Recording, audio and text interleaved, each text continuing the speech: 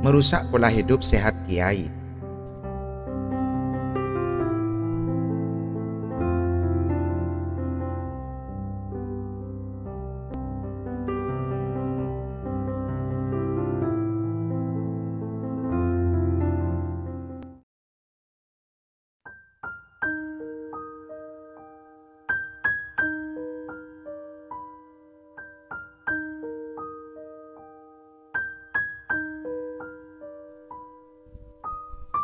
Saat pemerintah mengeluarkan kebijakan vaksinasi, penolakan dan resistensi dari sebagian masyarakat yang diendos oleh elit-elit rival politik pemerintah di berbagai new media terus dihembuskan dengan pola narasi yang beragam.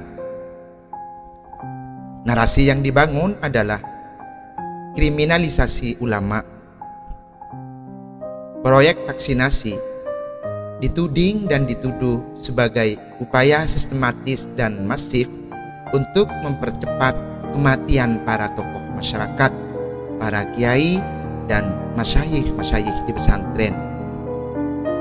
Sebuah tudingan yang tidak mendasar, tidak argumentatif, dan tidak pula berdasar pada riset-riset medis.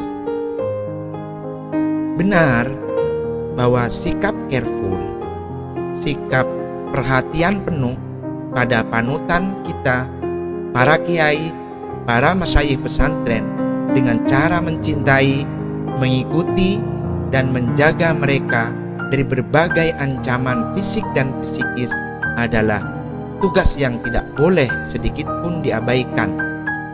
Karena itu sepenuhnya adalah tanggung jawab kita sebagai santri. Namun, sikap careful itu tidak harus diekspresikan dengan cara-cara yang barbar dan membabi buta, apalagi sampai ditunggangi oleh interest-interest pribadi dan kelompok.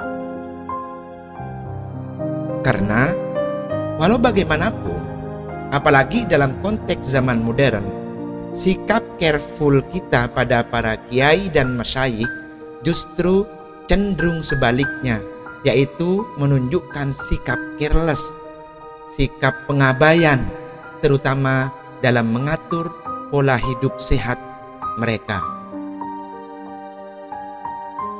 Indikator tersebut misalnya dapat kita tunjukkan adalah tradisi di masyarakat yang mayoritas memperlakukan para tokoh panutan, para kiai, para masyayikh cenderung berpola hidup tidak sehat. Mayoritas masyarakat kita dengan dalih ekspresi sikap careful, para tokoh panutan kita selalu dipayungi, ditempatkan di bawah tenda jika ada acara di lapangan dan forum yang terbuka, selalu diangkut dengan mobil jika mereka bepergian. Perlakuan yang demikian dari sisi medis bukan careful tetapi careless. Jika naik mobil, selalu sopir pribadi atau stafnya menghidupkan AC dalam posisi terdingin. Bahkan jika sudah masuk dalam ruangan, kondisi AC dinyalakan dalam posisi sesejuk-sejuknya. Belum lagi ketika hendak menurunkan para panutan kita, para masyayikh kita, para kiai kita, tuan rumah atau sopir pribadi meminta atau menghentikan mobil kiai di tempat paling dekat tujuan. Bahkan kalau perlu diturunkan tepat di depan pintu acara. Kondisi yang demikian, resiko dan konsekuensinya menjadikan para kiai junjungan kita justru tidak punya kesempatan untuk berjalan, berjemur di terik matahari, atau sekedar mencari angin segar plus menggerakkan tubuh mereka. Dengan dalih careful, seolah para panutan kita tidak boleh capek, tidak boleh kena panas, tidak boleh mengucurkan keringat, dan tidak boleh terkena sinar matahari sebagai bagian dari sumber kesehatan. Dalam hal menyuguhi makanan, mayoritas masyarakat kita cenderung menyediakan menu-menu yang berlemak dan mendorong naiknya kadar kolesterol atau asam urat.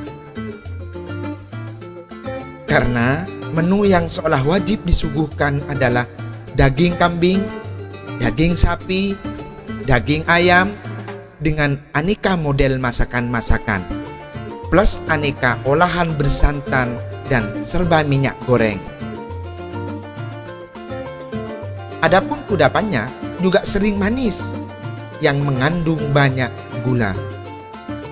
Ada kue bika, kue Bandung, bolu, nagasari, bugisan, puding, lapis legit, roti selai, dodol, dan sejenisnya. Tidak itu saja, suguhan-suguhan minumannya juga tidak mendukung kepada kehidupan yang berpola sehat. Serba manis, mengandung banyak zat kimia, dan bahkan sering disajikan dalam kondisi dingin, pakai es batu pula. Sehingga banyak di antara para kiai, para masyayikh di pesantren yang mengalami obesitas, yaitu kelebihan berat badan karena badannya ditimbun lemak. Fenomena di atas, perspektif ilmu gizi dan kesehatan, beliau-beliau para panutan kita itu dalam kondisi sangat berisiko terkena penyakit. Sehingga apa yang terjadi?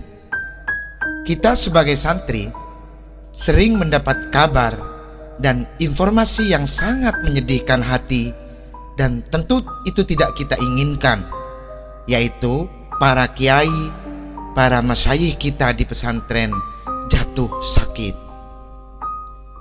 Begitu para kiai diperiksa dan check up kesehatan kepada dokter, tidak tanggung-tanggung kiai-kiai kita divonis telah diabetes, ginjal, lambung, dan penyakit kronis lainnya. Jika sudah begitu, kiai-kiai kita berada dalam fase kehidupan yang serba pantangan, tidak boleh ini dan tidak boleh itu.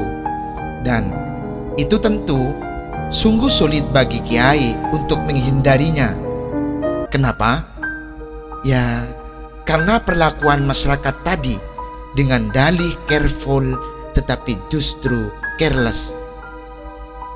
Sekali lagi, mari kita jaga sikap careful pada kiai dengan cara tidak merusaknya dari dalam.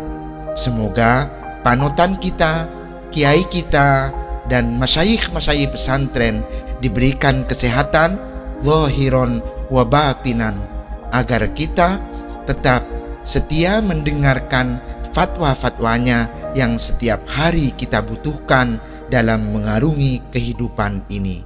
Amin, amin ya rabbal alamin.